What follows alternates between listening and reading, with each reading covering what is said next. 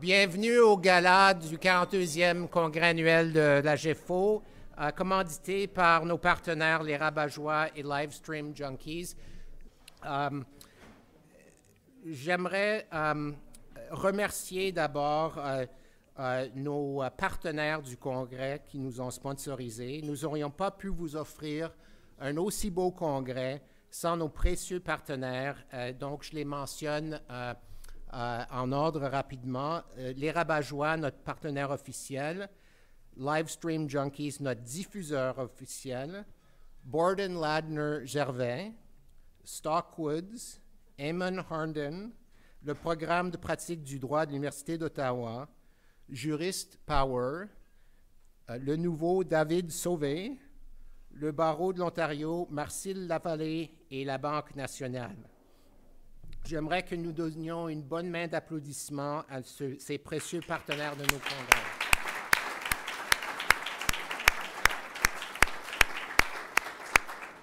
Alors, merci de votre attention. Alors, comme vous savez, nous profitons de cet événement rassembleur pour rendre hommage à une grande dame, une sénatrice de la francophonie ontarienne comme canadienne, l'honorable Josée Forénissing.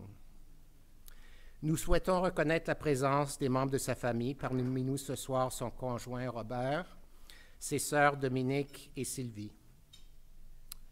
Originaire de Sudbury, Mme Forénissing était une défendeuse invétérée des droits linguistiques et une figure active très reconnue par ses pairs de la communauté juridique. Pour souligner ses efforts, elle a d'ailleurs reçu l'Ordre du mérite de la GEFO en 2006 et une distinction de la Société honorifique de la Common Law de l'Université d'Ottawa pour son implication dans la communauté et sa défense des droits des francophones.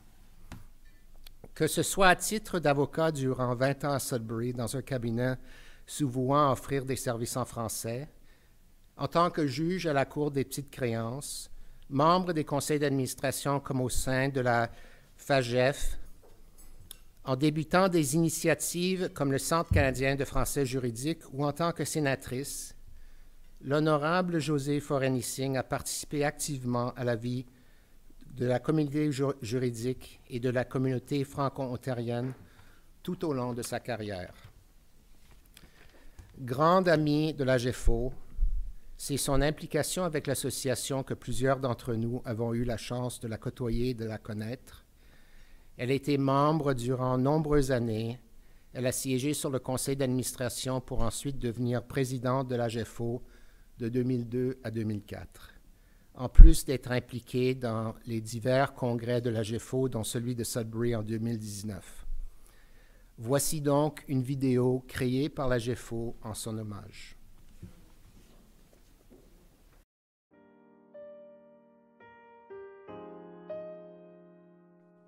Le fait que Josée se soit illustrée de la façon qu'elle s'est illustrée dans la francophonie, c'est pas surprenant. Elle avait une grande efficacité, elle avait une grande passion pour la francophonie, mais surtout ce qu'elle avait, et ce que tout le monde qui la rencontre se souvient, c'est sa grande humanité. Josée aurait pu accomplir tellement de belles choses pour la francophonie si la maladie ne l'avait pas volée si tôt que ça, mais elle a accompli quand même des choses extraordinaires avec le court temps qu'elle a eu pour se dévouer à la francophonie. Et son humanité, la passion pour les gens qu'elle a démontrée, ça va rester pour toujours. Depuis les premiers moments où nous nous sommes parlé au téléphone, elle comme présidente puis moi comme DG, j'ai su que Josée était une femme extraordinaire, engagée, généreuse, entière, authentique, qui savait toujours comment mettre les gens à l'aise. Son éloquence, son sourire qui était radieux, puis sa chaleur humaine sont gravés dans mon cœur. Josée était aimée par, évidemment, tous ses proches, mais aussi toutes les personnes qui ont eu le privilège de travailler avec elle et de la connaître. Alors, Josée, tu nous manques énormément. Une femme et une juriste absolument remarquable. Tout au long de sa carrière, elle était engagée avec la communauté francophone, avec la GEFO. Et puis, il faut aussi avouer qu'elle nous a très bien représentés comme sénatrice. Mais je dois dire que pour moi, c'est surtout la personnalité de Josée qui la distinguait des autres. Elle était toujours enthousiaste, beaucoup d'entre-gens, une femme qui adorait sa famille et qui en parlait avec passion. Elle était tellement fière de sa famille. Tout le monde adorait Josée et son décès a été une perte incroyable pour la communauté francophone en Ontario et elle nous manque beaucoup. La famille Labrosse a connu Josée depuis sa tendre enfance. Depuis, nous avons eu maintes occasions de la féliciter pour ses succès et ses contributions, que ce soit dans les domaines du droit, de l'éducation, de la défense de la langue française, la protection des Autochtones et j'en passe. Josée nous a laissés beaucoup trop tôt, mais elle a certainement fait sa marque pour un monde meilleur. Merci Josée. Josée a été présidente de la Fédération des associations de juristes d'expression française de 2008 à 2012 et aussi la première présidente du Centre canadien de français juridique de 2010 à 2018. Josée était une excellente présidente à la fois pour la Fédération et aussi pour le Centre canadien de français juridique. Toujours quelqu'un d'abordable, souriante, accessible, avec un jugement impeccable. Merci beaucoup, Josée. Et puis, vraiment une présidente excellente, comme certainement à titre de première présidente du Centre canadien de français juridique. Merci. Une personne d'une grande intelligence, perspicace, chic, aimable, encourageante et posée. Lorsqu'elle venait à Toronto pour suivre ses traitements et on se rencontrait, elle avait toujours le sourire aux lèvres. Je me faisais rire car elle ne manquait jamais de faire du shopping pour la dernière mode ou pour des souliers. Même si nous étions dans la même porte, elle est une de mes mentors. J'avais beaucoup d'admiration pour elle et elle restera toujours dans mon cœur.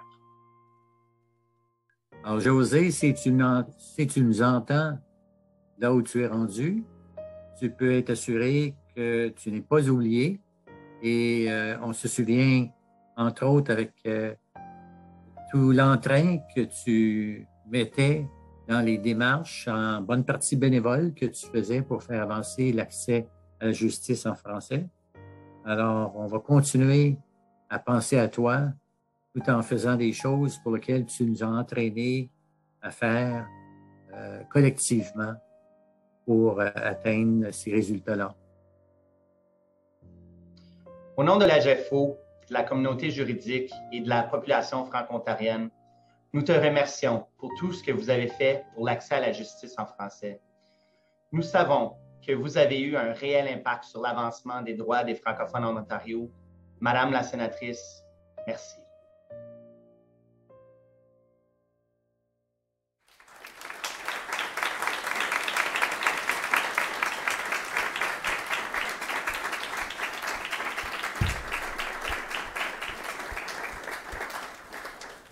J'aimerais maintenant inviter la famille à dire quelques mots.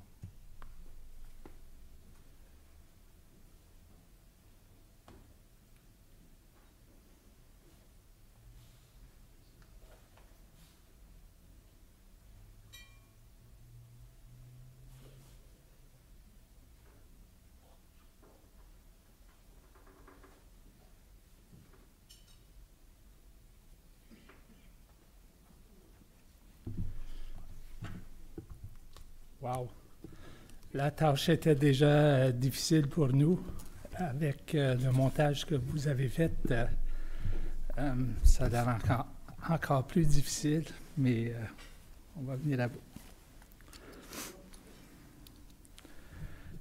Chers congressistes de la GFO, quel accueil chaleureux! Sylvie, Dominique et moi-même, c'est très reconnaissant de vos témoignages et de vos éloges à l'égard de Josée. Votre collègue, comme son père Normand avait elle, tenait beaucoup la GFO à cœur. Lorsque je faisais le tri dans la papeterie de Josée, j'ai trouvé dans un de ses classeurs un tiroir plein sous la rubrique AGFO. Parmi tous ces dossiers, un en particulier ressortait par son épaisseur et parce qu'il était parmi les plus récents. Dans cet attaché, portant le logo de l'AGFO, se trouve le discours que José avait prononcé en septembre l'an dernier lors d'une rencontre virtuelle avec les étudiants du programme de Common Law en français à l'Université d'Ottawa. Le discours avait pour objet d'atténuer les inquiétudes des futurs juristes et, comme était souvent le cas, José y avait ajouté son panache en retraçant son histoire, son parcours, par l'entremise de courtes vignettes filmées sur les lieux importants de son passé.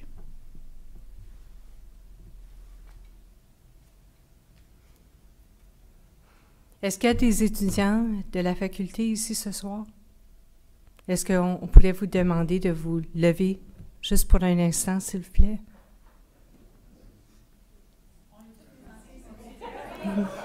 Excusez-moi, des étudiants en ce moment. Des étudiants actuels. Je m'adresse à vous.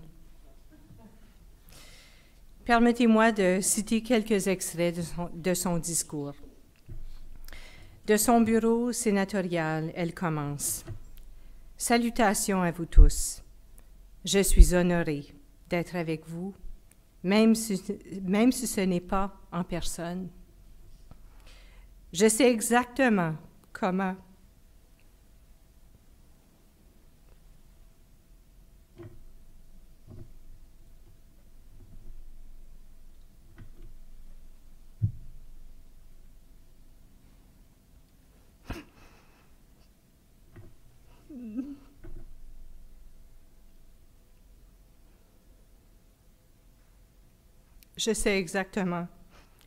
comment vous vous sentez aujourd'hui. Le questionnement se mêle à l'enthousiasme. Et le doute se mêle à l'engouement d'être finalement rendu à cette étape finale de votre formation. En essayant d'imaginer ce que vous voudriez entendre comme message, je me suis remémoré les sentiments de ce premier jour à la faculté. Parmi les nombreuses questions que je me posais ce jour-là est la question à 100 piastres que vous vous posez sans doute vous-même. Est-ce que j'ai tout ce qu'il faut pour réussir ici et dans la profession de droit? Plutôt que de vous répondre en vous parlant de mon expérience personnelle, j'ai pensé que ce serait intéressant de retracer mes pistes en vous invitant à m'accompagner virtuellement.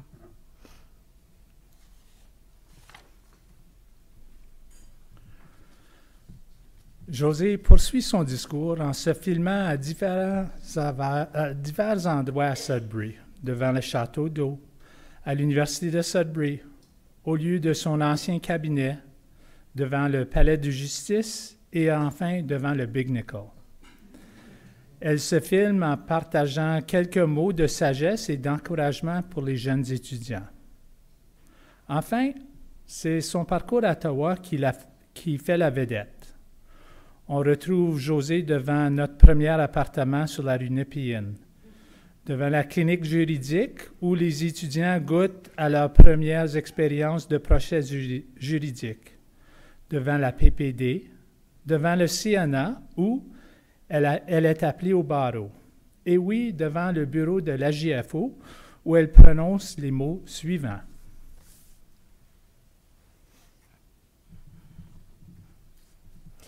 Comme étudiante en droit, j'ai voulu goûter à tout.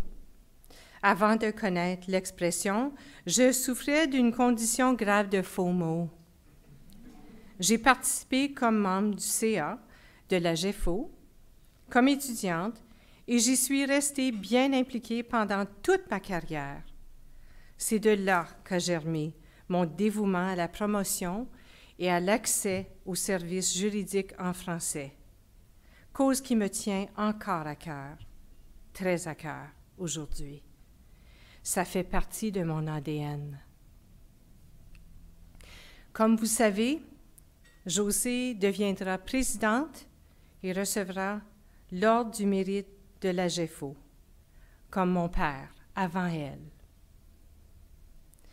Ce discours illustre si bien son lien au nord de l'Ontario, à la langue française et au maintien de l'accès aux services juridiques en français. Et ce sont aussi pour ces raisons que nous avons mis en place une bourse en son honneur à l'Université d'Ottawa.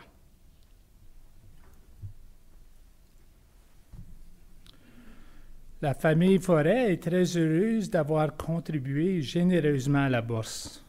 Nous vous encourageons à y contribuer à votre tour, vous-même ou par l'entremise de vos cabinets. Des représentants de l'Université d'Ottawa sont ici ce soir parmi nous si vous avez besoin d'aide. La somme dépasse 60 000 $ à présent, ce qui assure un fonds de dotation et la pérennité de la bourse de l'honorable Josée Forêt-Nissing, une bourse d'études pour les futures générations des juristes franco-ontariens du Nord. Notre humble Josée serait fière, aussi quelque peu gênée de votre générosité et de vos accolades, mais elle serait si fière. De la part de notre famille, merci du fond du cœur, Miigwech.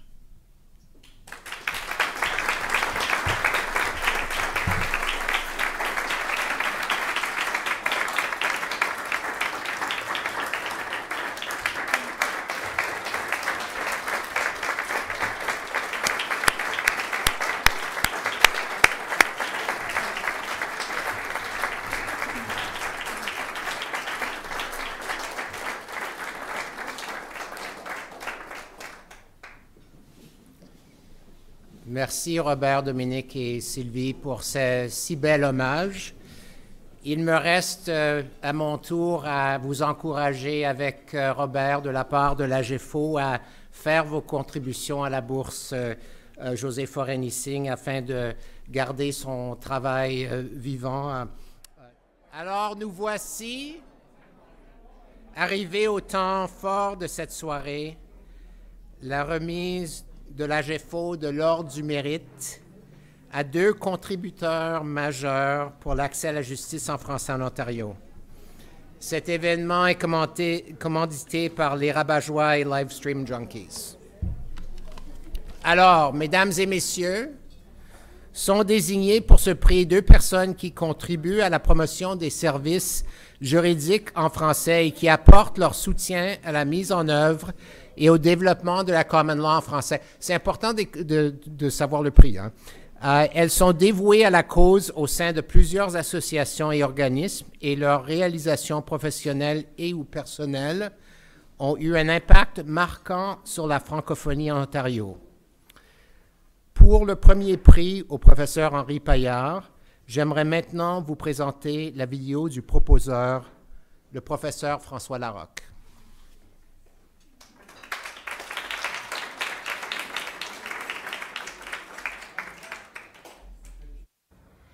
Bonsoir à tous. Je voudrais bien être avec vous à Toronto pour le 42e congrès annuel de la GEFO, mais surtout ce soir pour célébrer nos illustres récipiendaires de l'Ordre du mérite.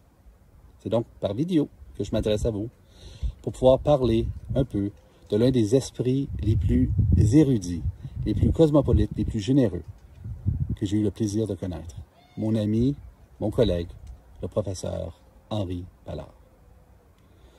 Fier franco-colombien, Henri Paillard a d'abord étudié l'histoire au campus Saint-Jean, en Alberta. Ensuite, la philosophie aux universités d'Ottawa, de Dijon et de Nice. Et ensuite, il a fait ses études en droit à McGill. Dr. Paillard a fait sa formation du barreau à Vancouver et ses stages à North Battleford et à Sudbury en 1986, où il s'installe finalement. Et c'est là, à Sudbury, qu'il devient le professeur fondateur du programme de droit et justice de l'Université Laurentienne. Et c'est au cœur de ce programme multidisciplinaire que Henri a œuvré avec énergie et passion jusqu'en 2021. Durant ses 35 ans de service, le professeur Pallard a exercé une influence inestimable sur son université, ses collègues, ses étudiants et bien sûr sur la Cameron en français. Il est en fait une figure marquante de la Cameron en français et du réseau universitaire de la francophonie canadienne et internationale. Henri est un bâtisseur de ponts. Il bâtit des ponts entre les universités en créant de nombreuses occasions d'apprentissage et de formation professionnelle enrichissante pour les francophones vivant en situation minoritaire. Par exemple, alors qu'il était le chef du département du programme de droit et justice, Henri a conçu et négocié les programmes passerelles qui existent encore aujourd'hui entre l'Université Laurentienne et les programmes de common law français à l'Université d'Ottawa et à l'Université de Moncton. Mais attention, son influence ne s'est pas limitée au Canada. Professeur de renommée internationale, Henri Pallard a dynamisé les salles de classe des grandes universités du monde, dont celles de Suzhou et de Mianyang en Chine, de Marrakech au Maroc, de Grenoble, du Caire et de Carthage, pour ne nommer que celles-là. Ses recherches et ses publications savantes font partie du canon littéraire de la common law en français, notamment en matière de philosophie du droit, de constitutionnalisme, de droit de la personne, de déontologie et de professionnalisme. En fait, ces 3 contributions monographiques à la célèbre série La common law en poche, vous savez, là, les petits livres bleus que vous avez là, dans vos bibliothèques, bien, les 3 contributions d'Henri Pallard sont des œuvres classiques incontournables. En tout, le professeur Pallard a produit une œuvre colossale, comptant plus de 220 titres, de livres, de chapitres, d'articles savants, des conférences, des rapports, etc. Et ça, c'est sans compter les nombreuses sentences arbitrales qu'il a rédigées en tant qu'arbitre pendant 20 ans en droit de commerce, en droit commercial, en droit de l'emploi et en droit du travail. Mais attention, l'œuvre du professeur Pallard ne se limite pas non plus au seul domaine juridique. En partenariat avec son épouse, l'éminente professeure Carol Kauppi, sociologue, le professeur Pallard a contribué à l'avancement des connaissances sociologiques sur la pauvreté, le sans-abrisme et la migration dans le nord de l'Ontario. L'équipe Kauppi-Pallard a mené des recherches inédites dans ces sujets-là, qui se démarquent non seulement par la valeur probante des résultats, mais aussi, surtout, je pense, par la façon innovatrice et accessible de leurs publications, notamment par l'entremise des arts visuels ou encore par des expositions multimédia. Ils ont tourné un film, The Will to Live, George Stephen on and off the Street, ou en français, Le vouloir vivre, George Stephen et la rue. Ce film a remporté la palme du meilleur court-métrage documentaire à l'édition 2012 du Winnipeg Aboriginal Film Festival. Somme toute, Henri Pallard est un grand professeur, un juriste, un arbitre, un philosophe, un sociologue, un passionné de la francophonie canadienne et internationale. Il mérite, à mon avis, toute notre admiration et toute notre reconnaissance pour ses nombreuses contributions à la profession juridique et à l'éducation postsecondaire en français dans le nord de l'Ontario. Il est digne, selon moi, de la plus haute distinction de la GEFO, l'Ordre du Mérite. Félicitations, Henri.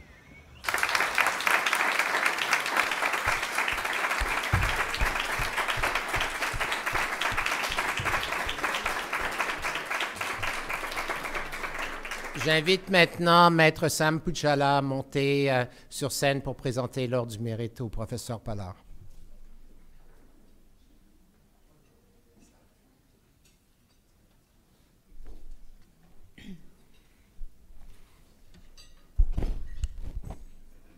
C'est un honneur et un privilège de vous présenter ce soir Dr. Henri Pallard pour l'Ordre du Mérite de la GEFO. Professeur, chercheur et fondateur du département de droit et justice de l'Université Laurentienne depuis 1996, Dr. Pallard a fait ses études de doctorat en droit à l'Université de Nice en France avant de compléter son LLB à l'Université McGill.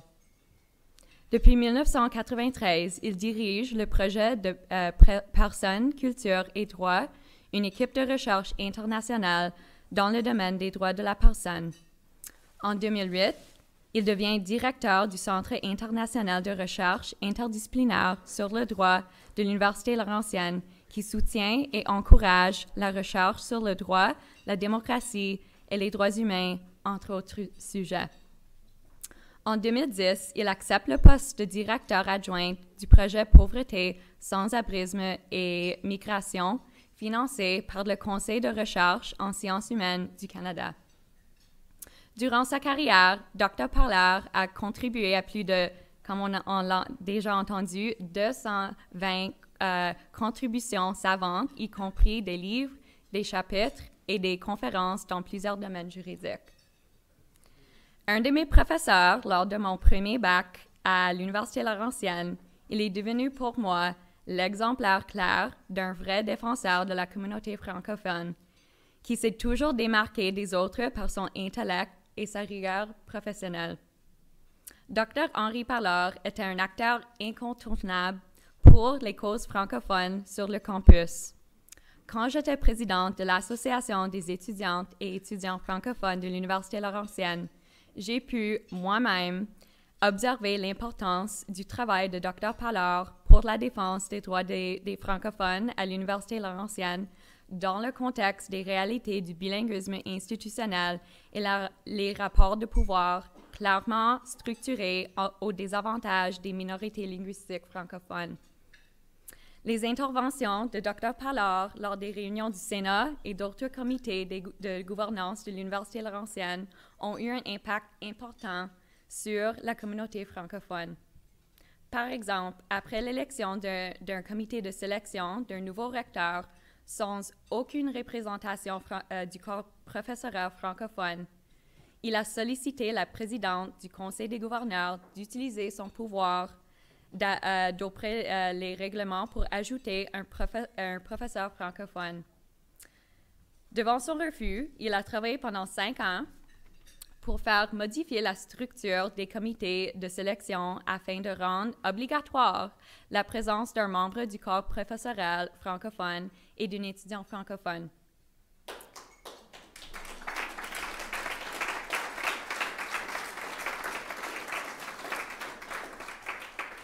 Dr. Parlard a fait preuve d'un leadership et d'une expérience de gestion marquée dont témoignent ses multiples projets au niveau communautaire, national et international. Son expérience de leadership en milieu universitaire, surtout dans le contexte francophone, se voit dans les partenariats qu'il a réussi à créer. Il a facilité, comme on a entendu, une entente créant une passerelle entre le programme de droit de justice de l'Université Laurentienne et le programme de Common Law en français de la Faculté de droit à l'Université d'Ottawa. Auparavant, et après de nombreuses années, il est parvenu à convaincre la Faculté de droit de l'Université de Moncton de modifier son processus d'admission des étudiants provenant de l'Université Laurentienne en droit et justice. Dr. Parlard a donc conclu une entente portant sur un cursus d'études intégré entre la Faculté de droit de l'Université de Moncton et du programme du droit de justice de l'Université Laurentienne. Bien sûr, il a réussi cette entente après que j'ai dû moi-même postuler à la Faculté de droit de l'Université Moncton the old-fashioned way. Mais je suis si fière et contente pour les collègues qui m'ont suivi. Devant les obstacles, Dr. Parlard persiste. La réalisation de ces types d'ententes n'est pas possible sans une expérience approfondie et un travail acharné de la part d'experts comme Dr. Parlard. De telles initiatives sont très importantes car elles augmentent l'accès à la justice en français pour la minorité linguistique. Henri, j'admets, comme quelqu'un qui était destiné d'être avocate criminaliste, que je ne voulais rien avoir avec le cours de droit privé que j'étais forcée à suivre afin de pouvoir déclarer ma mineure en droit et justice à l'Université Laurentienne. Mais maudit qu'on a eu un bon temps ensemble dans la salle de cours quand j'étais présente. De nos rencontres lors des divers comités administratifs sur le campus à nos discussions politiques proches des ascenseurs, je n'oublierai jamais les leçons et les mémoires que nous avons partagées ensemble. Merci mille fois pour tout ce que tu as fait pour la communauté francophone et félicitations pour cette reconnaissance si bien méritée. Sans plus attarder, j'invite Dr. Henri Pallard de prendre la parole. Merci.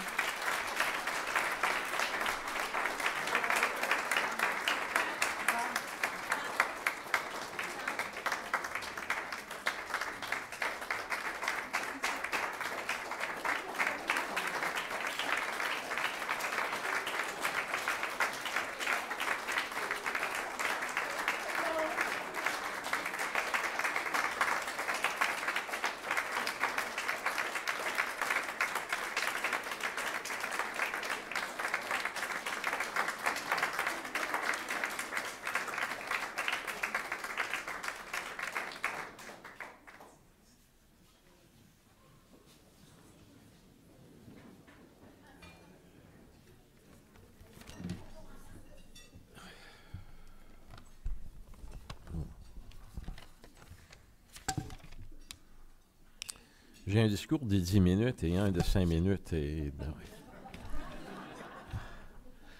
donc, vous aurez le bénéfice de celui de 5 minutes parce qu'on a déjà tout dit de ce que j'allais dire, disons que je trouvais dans un discours de 10 minutes. Madame la juge, messieurs les juges, mesdames, messieurs, chers collègues,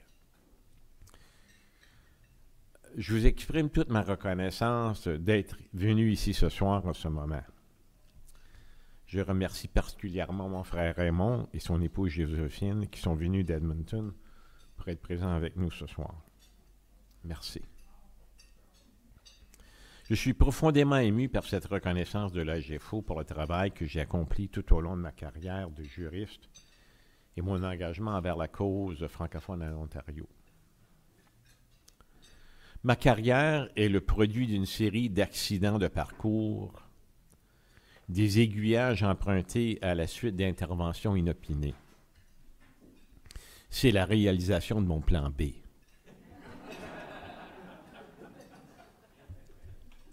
Or, je dois cet ordre du mérite à toutes ces personnes qui m'ont appuyé tout au long de ma carrière, en commençant par mon premier professeur de philosophie, Laurent Godbout au Collège Saint-Jean à Edmonton, ainsi que Patricia Parker. Je commençais ma première année d'études universitaires et je venais d'abandonner mon cours de psychologie que je devais maintenant remplacer. Un collègue de troisième année me conseilla de prendre un cours de philosophie. Le regard perplexe, je lui demande « C'est quoi la philosophie ?» Et lui de me répondre « T'en fais pas, tu vas aimer ça. » Trouver l'erreur. Un doctorat et 10 ans plus tard. Sans ce premier conseil de prendre un cours de philosophie, je n'aurais jamais eu la bourse France-Canada qui m'a permis de passer 5 merveilleuses années en France à rédiger ma thèse de doctorat en philosophie du droit, dont 3 de ces années sur la Côte d'Azur. Mais les 2 premières années, je les ai passées en Bourgogne, où j'ai appris à connaître le bon vin et les fromages. Je me souviens toujours de ma première bonne bouteille, un Sainte-Croix-du-Mont 1947. C'était la dernière bouteille de la cave du père. C'était parce que j'étais Canadien, et les Français ont toujours une profonde reconnaissance pour ce que les Canadiens ont fait pour eux. Et j'en ai profité. Je n'avais jamais planifié d'être professeur d'université. Je voulais rentrer à Vancouver, ma ville natale, et faire carrière en droit commercial et corporatif. Mais tout de suite après ma cléricature, le département de droit et justice de l'Université Laurentienne à Sudbury me propose un contrat d'1 an pour enseigner la common law en français dans un contexte interdisciplinaire. Trouver l'erreur. Sitôt arrivé à Sudbury, je rencontrai ma future épouse et le projet de retour à Vancouver était mis en voie de garage. Je me dois de reconnaître l'énorme contribution de mon épouse à mon succès. La docteure Carol Kauppi a dirigé Pauvreté, sans-abrisme et migration, un projet financé par le Conseil de recherche en sciences humaines qui s'est vu couronné d'un prix Impact, partenariat avec les communautés, pour notre travail avec les communautés autochtones, entre autres. J'étais le directeur adjoint de mon épouse. Après 10 ans de travail auprès des plus pauvres et des démunis de notre société, je vois comment les privilèges renforcent les avantages des uns et contribuent au maintien de l'affaiblissement des autres. Cette réalisation m'a porté à redoubler mon engagement envers la cause francophone afin de surmonter les obstacles systémiques auxquels nous faisons face. J'ai eu l'occasion de travailler au niveau international avec des personnes incroyables, dont Ali Hussein Abouchi, mon ancien étudiant au doctorat, maintenant juge à la Cour constitutionnelle du Maroc, Stamatios Tsitis, directeur de recherche au CNRS, et Paulo Ferreira de Cunha, aujourd'hui juge à la Cour suprême du Portugal. Stamatios, Paulo et moi avons monté une équipe de recherche internationale interdisciplinaire sur les droits de la personne qui a été subventionnée par l'Agence universitaire de la francophonie. Yad Ben Achour s'était joint à nous. Yad était doyen de la faculté des sciences juridiques de Tunis et un grand opposant au régime du dictateur Ben Ali. Je ne peux continuer sans je ne vous dirai pas, disons, de tout ce que Yad a fait pour moi et ma pensée et ma carrière. Yad, un grand juriste, a été le président du Parlement révolutionnaire en 2011 à Tunis, qui a écrit la loi électorale, qui a élu le premier Parlement démocratique en Tunisie. Et je tiens à lui exprimer toute ma reconnaissance pour toutes nos conversations qui m'ont permis d'évoluer dans ma compréhension du monde arabe et de l'islam, et de finalement en comprendre assez pour offrir des cours à mes étudiantes et mes étudiants en droit musulman. Merci beaucoup, Yad. Je ne pourrais terminer sans remercier les étudiantes et les étudiants en droit et justice à l'Université Laurentienne que je n'oublierai jamais, dont Samantha et Curtis. Nous aidons à former les futurs juristes de common law en français en leur donnant notamment la meilleure formation possible pour réussir leurs études à la faculté de droit. En voilà pour le plan B de la carrière d'Henri Pallard. Au cours des prochaines 30 années, je planche sur le plan A. Le succès que j'ai connu, je le dois à toutes celles et ceux qui ont bien voulu m'inclure dans leurs projets ou s'engager dans les miens. Je tiens à leur exprimer ma plus profonde reconnaissance. Aux personnes qui ont bien voulu me proposer pour cet ordre du mérite, François Larocque, Samantha Pucciala, Michel Giraud, merci. À la GFO pour m'avoir trouvé digne de cet ordre du mérite, merci.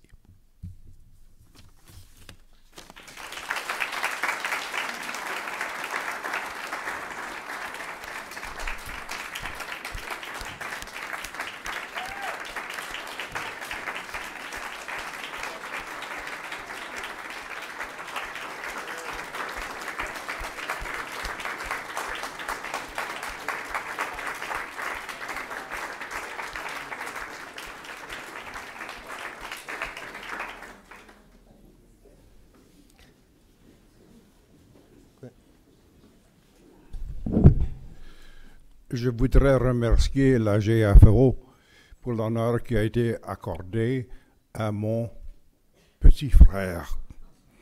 Maman me dit ce soir que je devrais faire le bon garçon.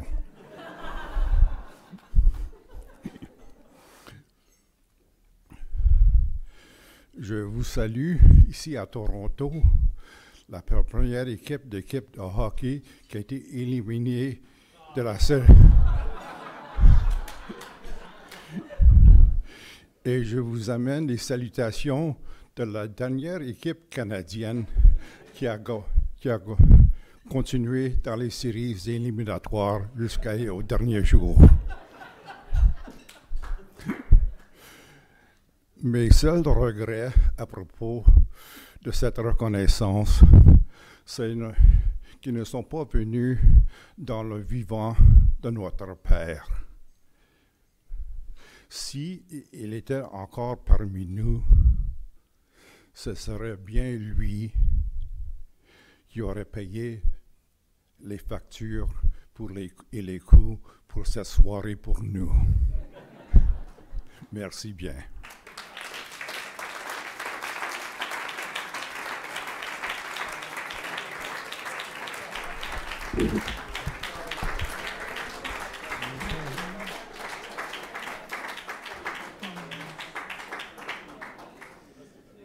Alors encore...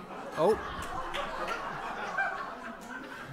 Vous remarquerez qu'on m'a assis, puis on m'a caché derrière le poteau.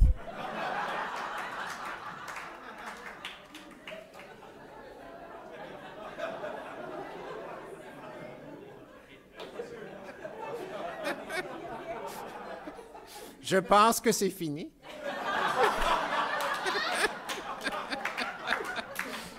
Félicitations, monsieur le professeur. Je demanderai maintenant à notre grand ami de la GEFO, Maître José Bouchard, de venir présenter le deuxième ordre du mérite.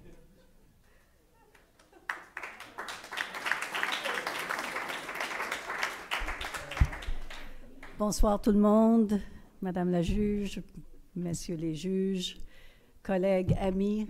C'est super de se voir en personne, n'est-ce pas?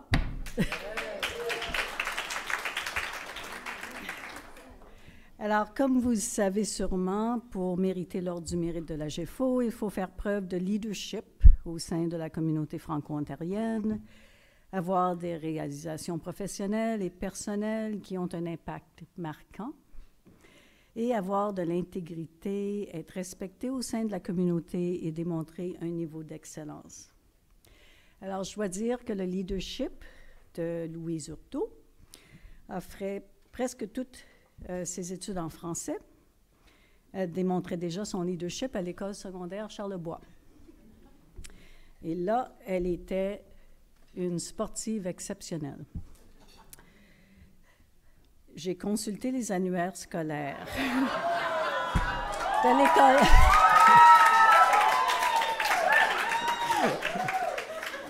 Alors, ça, c'était de 1976 à 1978. Voilà Louise en action. Alors, Louise faisait partie de l'équipe de ballon-panier, de l'équipe du cross-country, de l'équipe de piste et pelouse, du club de ski, du club de natation. Et je dois vous dire que c'était la femme qui courait le 100 mètres le plus rapidement que j'ai jamais vu. Elle a aussi été lauréate du palmarès en éducation physique. Alors, la voilà à l'école secondaire. Et maintenant, alors on va voir une photo de Louise. Voilà. Ça, c'est Louise il y a plus de 40 ans. Je vous montre Louise maintenant. Louise rajeunit avec le temps. Et maintenant, elle va nous représenter encore. Elle s'en va à la course mondiale en bateau dragon en Floride cette année.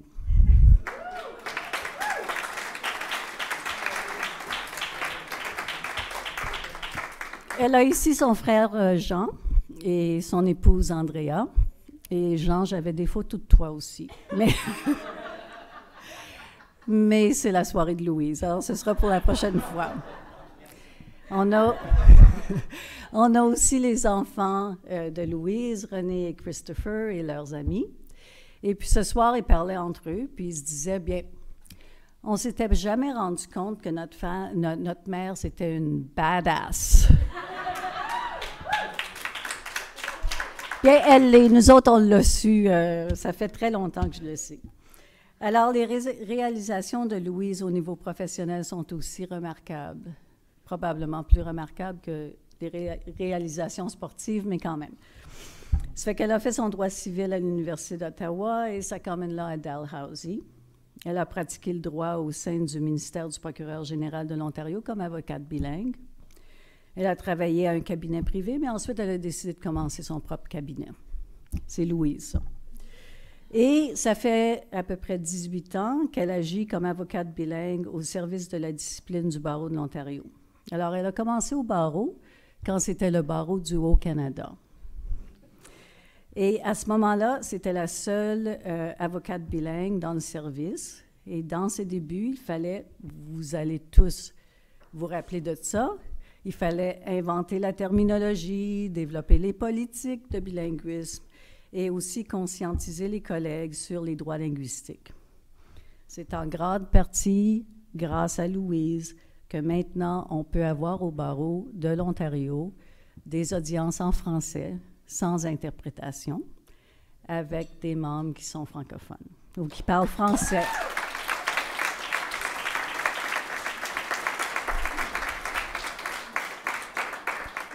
Et maintenant, ça donne que Louise, avec son travail puis ses exploits sportifs, n'avait pas assez de choses à faire. Ça fait qu'elle a décidé de faire du bénévolat pendant sa carrière.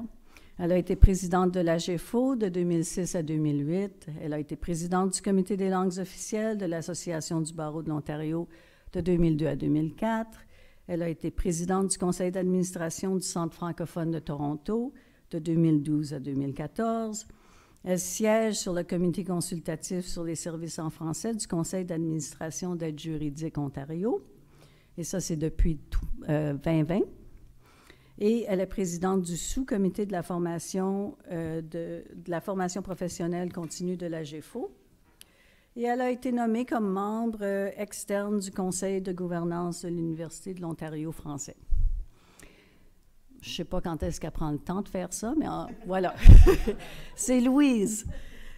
Mais à mon avis, ce qui distingue Louise, c'est son enthousiasme, sa détermination, son sens de l'humour, son rire contagieux et tout le reste de sa personnalité. Je lisais l'autre jour une entrevue, Louise, que tu as fait récemment pour Le Droit, et tu as dit dans cet article que tu travailles en coulisses. Mais je ne suis pas d'accord. Tu ne travailles pas en coulisses, Louise, tu mérites l'ordre du mérite parce que tu es une leader, on te connaît, on t'aime. C'est à ton tour de te laisser parler d'amour.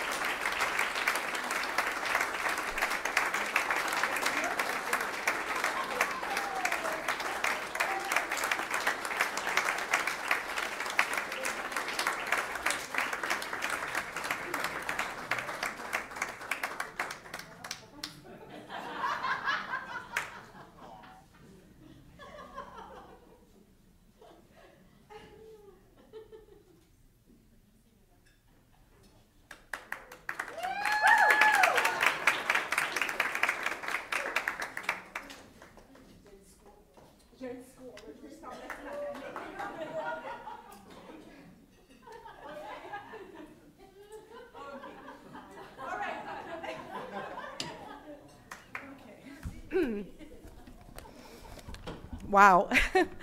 Merci, José. Oh mon Dieu, j'ai quelque chose à dire à ton sujet. José et moi, nous étions au secondaire ensemble, puis on faisait le 100 mètres ensemble, puis c'est vrai que j'étais plus vite que toi.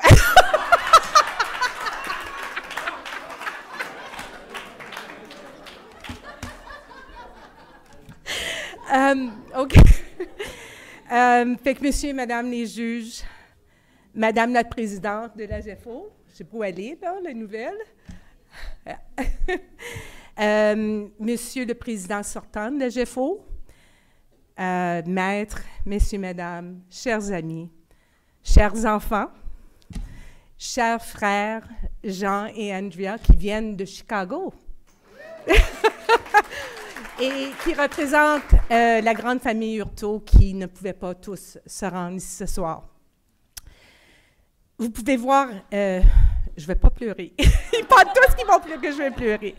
Vous pouvez voir tous à quel point je suis émue. Très touchée par le portrait élogieux que tu viens de tracer à mon sujet, Josée. Tu es une amie depuis notre enfance et une collègue extraordinaire. Et je te remercie très sincèrement d'avoir appuyé ma nomination et d'avoir tout coordonné. Je suis très fière et très reconnaissante envers la GEFO pour cette distinction de l'Ordre du Mérite. C'est une reconnaissance et un encouragement le plus haut de mes collègues. Je suis tellement honorée d'être avec vous ce soir et votre présence est le plus beau témoignage de votre amitié envers moi. Il faut dire que je suis aussi honorée de recevoir cet honneur en présence de deux de mes grands amis ici, les présidents de la conférence, là, du congrès, Paul Levé et Madame la juge Thornburn, qui aussi étaient récipiendaires de l'Ordre du Mérite dans le passé. Un gros merci d'être ici avec moi. J'aimerais aussi féliciter le professeur Paillard. Vos accomplissements m'impressionnent énormément et je suis grandement impressionnée et ravie de partager cet Ordre du Mérite avec vous ce soir. La tradition veut que j'exprime mes remerciements et ma reconnaissance aux nombreuses personnes qui m'ont, d'une manière ou de l'autre, accompagnée et encouragée durant ma carrière.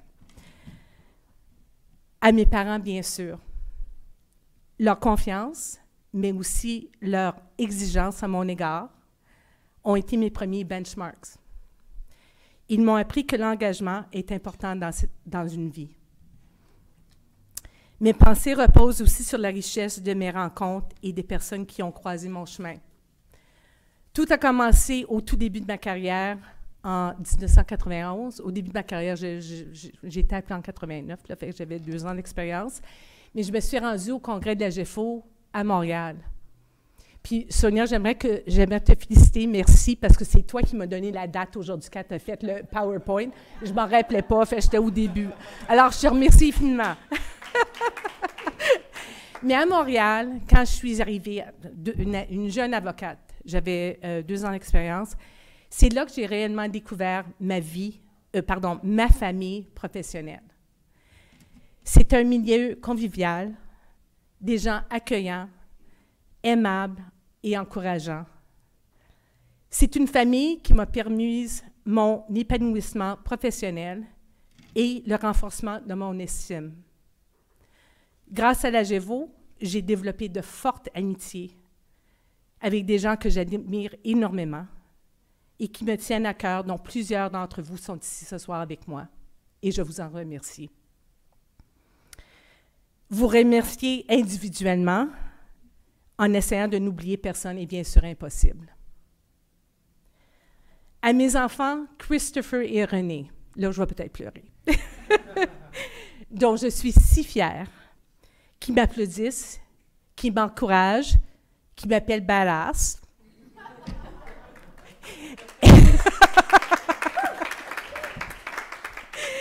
Et dont l'amour m'apporte tout.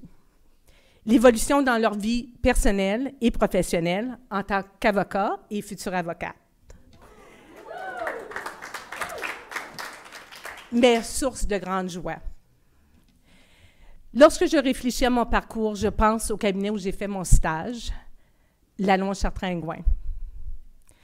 Et je constate, je ne sais pas si vous réalisez, Monsieur le juge, mais que je suis la 4e personne de ce cabinet qui reçoit l'Ordre du Mérite. Non, vous ne le saviez pas, hein? Vous, en 2016, Céline Allard en 2008 et l'honorable Louis Charon en 1997. Ouais. Et cette réalisation rend cet honneur un peu plus marquant pour moi. Et j'espère pour vous aussi. Pour terminer, j'aimerais dédier cette distinction à ma mère, qui est décédée. OK, là, je vais plus. OK. Qui est décédée en novembre 2018. Selon mon père, ce sont les qualités héritées de ma mère qui en font ce que je suis. Mille merci pour cet honneur.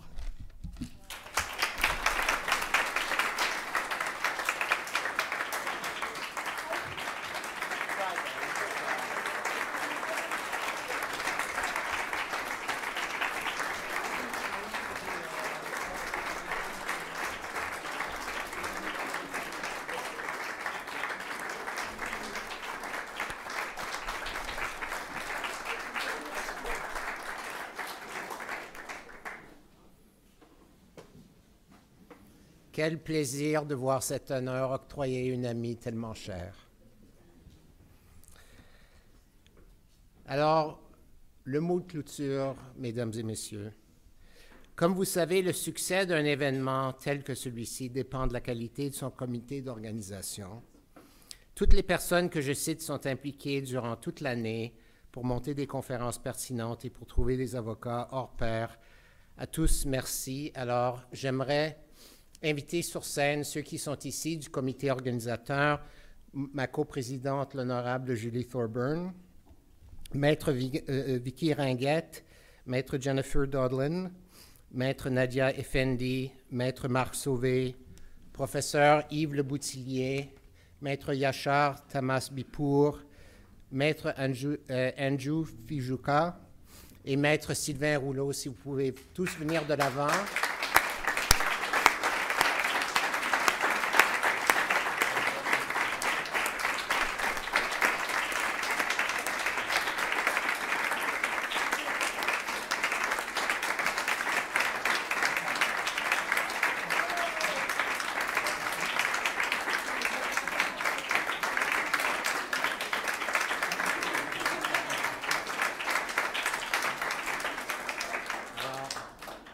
Bravo les collègues. C'est tout? C'est tout? Vous êtes tous tellement beaux et belles, c'est pour qu'on puisse vous voir.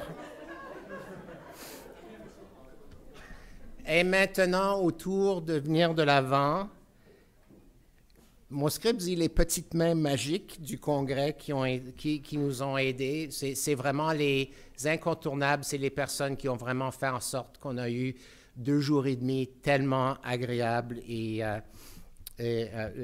bien. Ce sont le personnel de la GEFO, dont Maître Alexandra Wade, directrice générale par intérim.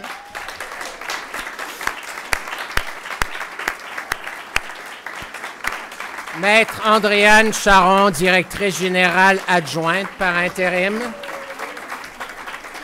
Monsieur Joël Fitzgerald, gestionnaire des communications. Madame Fatima Zahra Lewal, coordonniste des projets et des événements. Madame Nadia Tsouri, coordonniste des projets de communication et de marketing. Maître Valérie Lacroix, gestionnaire par intérim du Centre d'information juridique. Et Maître Edith Pérus-McCallum, agente de projet de la GEFO. Un grand merci à tous.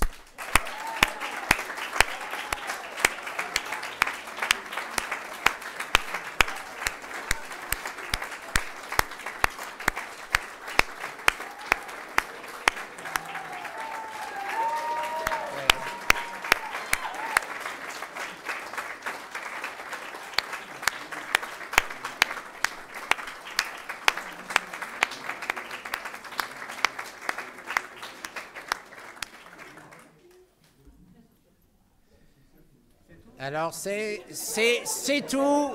C'est maintenant vraiment tout. C'est la fin de la soirée. Merci à nos commanditaires, Rabat-Joie et Livestream Junkies. Merci à nos hôtes à l'Université Ontario français de leur accueil chaleureux. Je vous souhaite une belle fin de soirée au Congrès de l'année prochaine.